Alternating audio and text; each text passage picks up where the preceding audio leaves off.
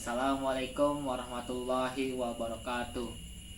Perkenalkan, nama saya Farid Syalutfi Siregar dari kelas 11 IPA 6. Saya di sini akan menjelaskan tentang aliran-aliran dan sekte-sekte serta doktrin-doktrin ajaran dari aliran Khawarij dan aliran Syiah. Yang pertama yang akan kita bahas yaitu aliran Khawarij. Aliran Khawarij berasal dari istilah bahasa Arab yaitu Khawarij yang berarti mereka yang keluar. Nama ini digunakan untuk memberikan atribut bagi pengikut Ali bin Abi Thalib yang keluar dari golongannya dan kemudian membentuk suatu kelompok sendiri. Penamaan terhadap kelompok yang keluar dari pasukan Abi Thalib bukanlah julukan yang diberikan oleh luar kelompoknya saja, tetapi mereka juga menanamkan diri dengan sebutan Khawarij dengan pengertian orang-orang yang keluar pergi untuk menegakkan kebenaran.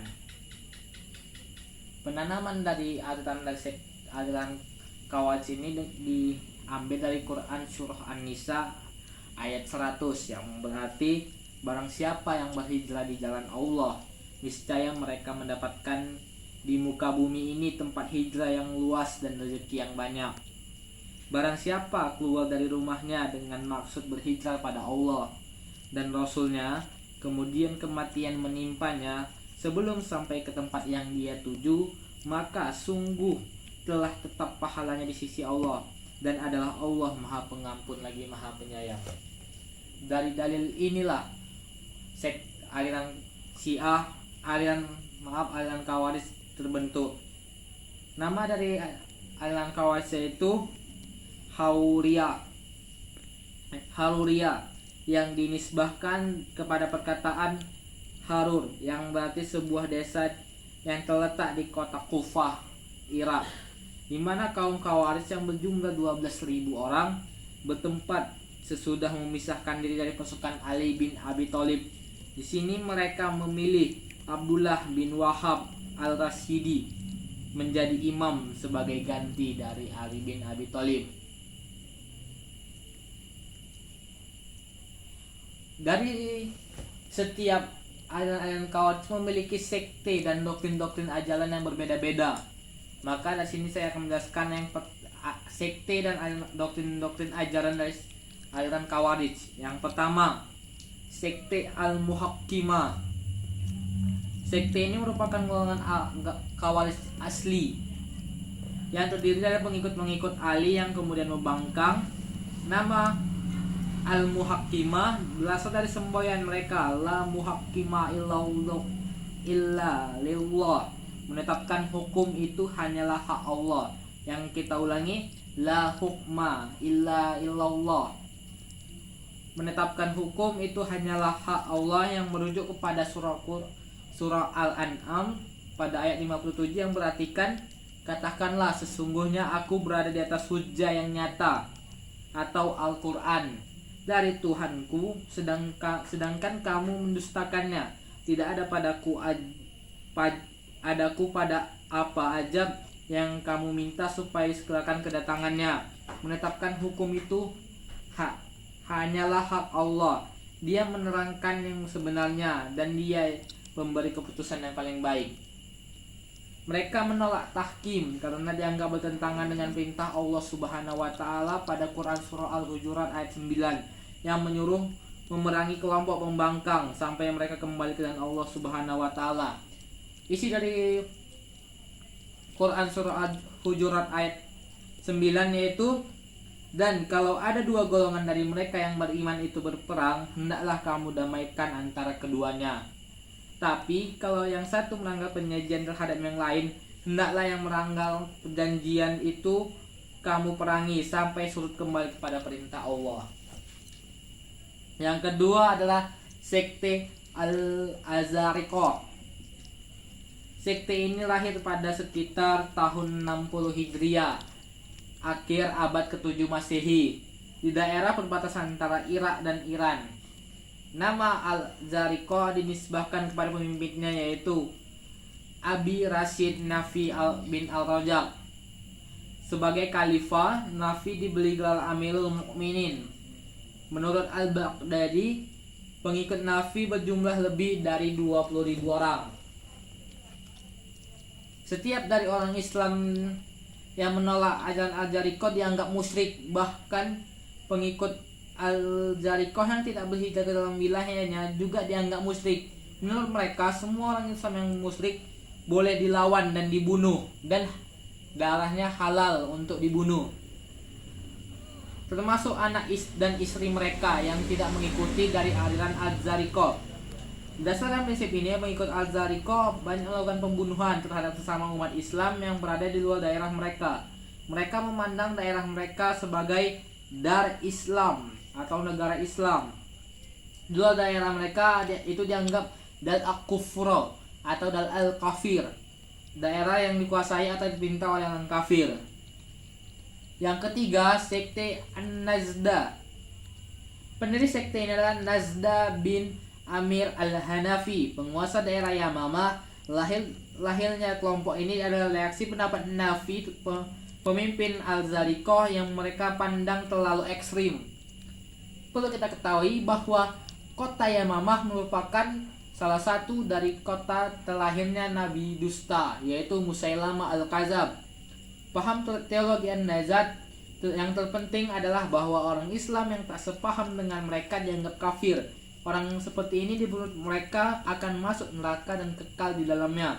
Pengikut An-Nazda sendiri tidak akan kekal dalam neraka walaupun mereka melakukan dosa besar. Bagi mereka, dosa kecil dapat meningkatkan menjadi dosa besar bila dikerjakan terus-menerus. Itu adalah dari doktrin sekte Al-Nazda. Yang keempat, Al-Azaridiyah. Pendiri sekte ini adalah Abdul Karim bin Azarat. Dibandingkan dengan Al-Jariqah, doktrin teori kaum Az-Zadariyah jauh lebih moderat. Mereka berpendapat bahwa tidak wajib berhijrah ke wilayah mereka seperti yang diajarkan Nafi. Tidak boleh merampas harta dalam peperangan kecuali harta orang yang mati terbunuh dan tidak dianggap musyrik, dan anak-anak yang masih kecil. Bagi mereka, Al-Quran sebagai kitab suci tidak layak memuat cita-cita percintaan seperti yang terkandung dalam surah Yusuf. Oleh karena itu, surah Yusuf dipandang bukan bagian dari surah Al-Quran.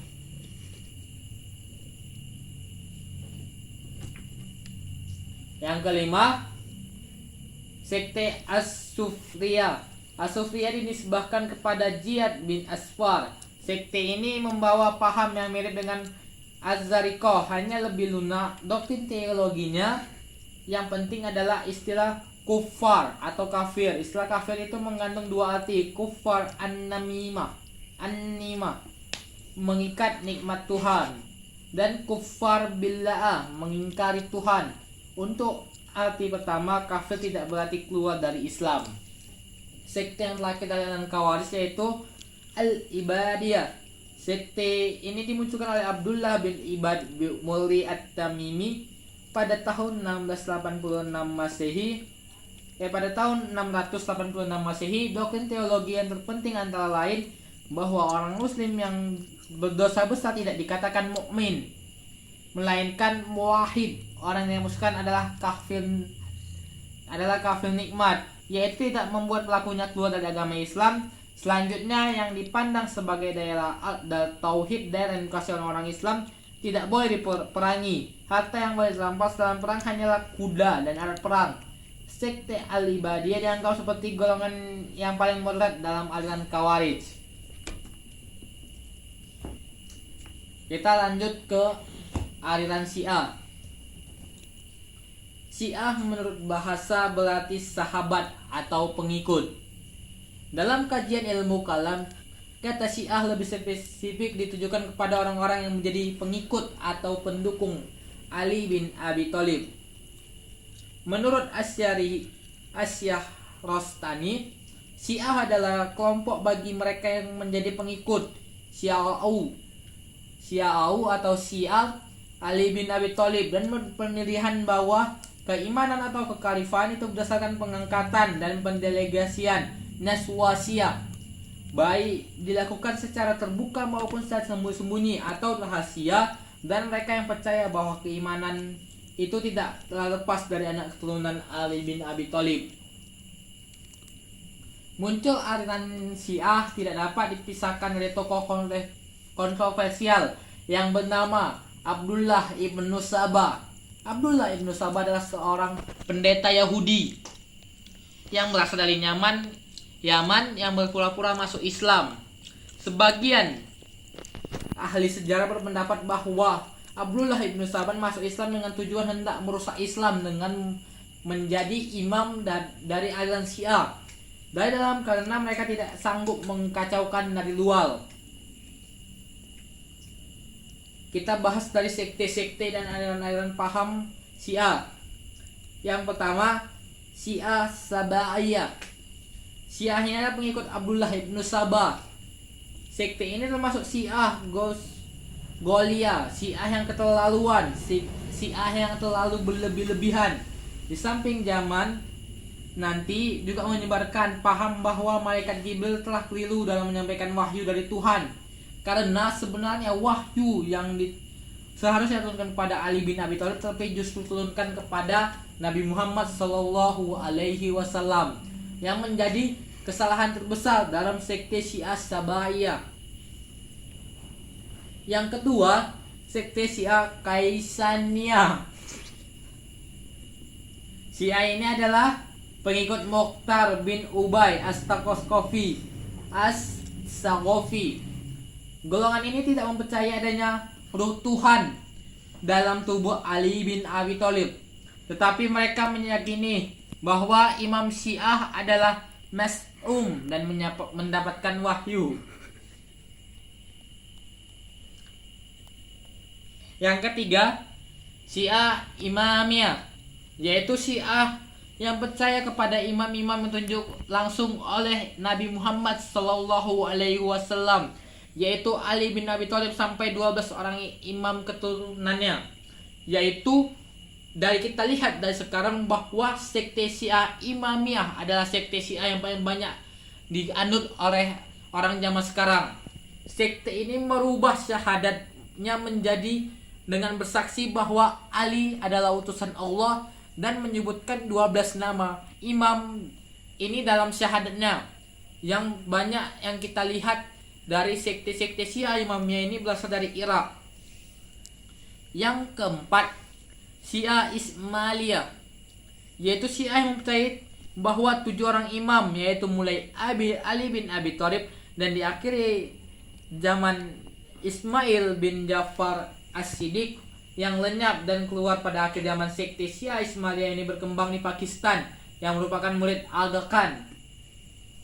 Urutan imam yang dipercayai oleh Syiah Ismailiyah dalam sekte Syiah ini sama dengan sekte Syiah Imamiyah, namun dalam pengucapan syahadatnya mereka hanya mengucapkan nama 7 imam dalam syahadatnya dengan mempercayai bahwa Ali bin Abi Thalib mendapatkan wahyu dari Allah Subhanahu wa taala dan disuruh perintahkan oleh Nabi Muhammad Sallallahu Alaihi Wasallam untuk menjadi pemimpin untuk umat Islam setelah beliau wafat. Yang kelima, Syiah Zaidiyah, yaitu Syiah pengikut Imam Zaid bin Ali bin Husain bin Ali bin Abi Thalib. Syiah ini berkembang di Yaman. Sekte ini termasuk yang tidak bulat. Mereka tidak mengkafirkan Abu Bakar As-Siddiq, Umar bin Khattab, Utsman bin Affan, walaupun berkeyakinan bahwa Ali bin Abi Thalib lebih mulia dari ketiganya. Mengenai pelaku dosa besar, mereka berkeyakinan bahwa apabila mati sebelum bertaubat maka akan masuk neraka selama-lamanya. Mereka ini tidak mengkafirkan dari Abu Bakar As-Siddiq, Umar bin Khattab, dan Utsman bin Affan karena mereka melihat bahwa anak dari Ali bin Abi Thalib merupakan anak dari nama 3 khalifah sebelumnya. Dari anak ke-8 Ali bin Abi Thalib bernama Abu Bakar bin Ali bin Abi Thalib, dan anak ke-9 dari Ali bin Abi Thalib yaitu Umar bin Ali Yang ketiga, dia itu anak ke-11 dari Ali bin Abi Thalib bernama Utsman bin Ali. Sehingga dari Syiah Zaidiyah tidak menganggap bahwa 3 khalifah sebelum Ali bin Abi Thalib dianggap kafir atau dianggap bersalah dalam pemerintahan Islam. Yang keenam ada Syiah Qaromita, yaitu Syiah yang menafsirkan Al-Quran sesuka hatinya. Mereka mengatakan bahwa malaikat-malaikat adalah mubalik, mereka dan setan-setan adalah musuh mereka. Sembayang adalah mengikuti mereka. Haji adalah ziarah kepada imam-imam mereka. Orang yang sudah mengetahui dalam-dalamnya Allah tidak perlu sembayang, puasa, dan beribadah lainnya. Dalam sekte Syiah ini merupakan sekte Syiah yang paling menyimpang dari sekte Syiah lainnya. Sehingga sekte Syiah ini dianggap sekte Syiah yang ekstrim dan moderat, yang dianggap paling berbahaya dalam sekte Syiah lainnya. Sekian penjelasan saya dari aliran sekte-sekte serta doktrin-doktrin setiap sekte dari aliran Syiah dan Khawarij.